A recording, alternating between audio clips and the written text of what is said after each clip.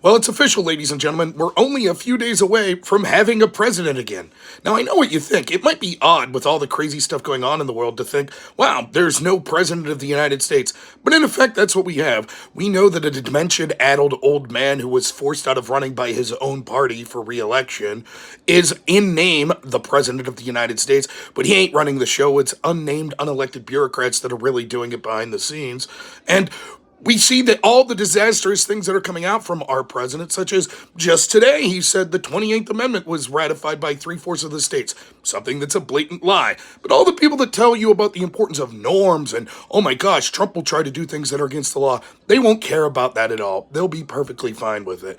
Biden's came out recently and mumbled through saying that social media companies need to be held accountable for allowing free speech on these platforms. And once more, they don't care. It's so convenient how, when it fits them, they say, well, Joe Biden's problems aren't that important because people are running the show behind the scenes. But at the same time, they say, oh, Biden didn't personally do this, that, or that, and it's okay. For example, they'll say Biden never personally ordered Merrick Garland to go after his opponent, but we know that he was saying in private he wanted Garland to go after his opponent, and it was being reported in the mainstream media. But even if that's the case, if the excuse of Joe Biden having dementia is, don't worry about it, it's really behind the scenes people that are running his administration, then how isn't those same behind the scene people that went after Donald Trump using lawfare attacking their very own political opponents as if they're the president?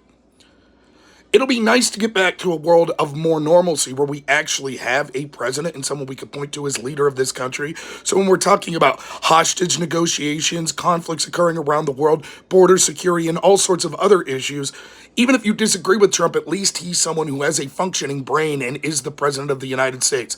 Never let the people let it down. Almost the entirety of the Democratic Party, the media, even left-wing streamers, all of them saw the evidence of Joe Biden's cognitive decline and they lied right to your face until it was no longer politically expedient for them to do so.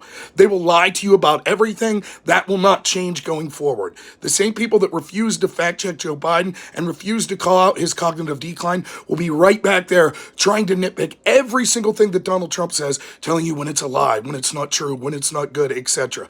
These people should forever hang their head in shame. The legacy of Joe Biden's administration is one of corruption, one of incompetence with the Afghan conflict, the border, massive inflation, lies about all of those things. But the most important legacy that comes from the Biden administration is that we had a human vegetable as president, and we were gaslit by every institution in this country that controls our narratives, such as that the Democrats control, that there was nothing going on and not to believe your lying eyes. That's the legacy of the Biden administration.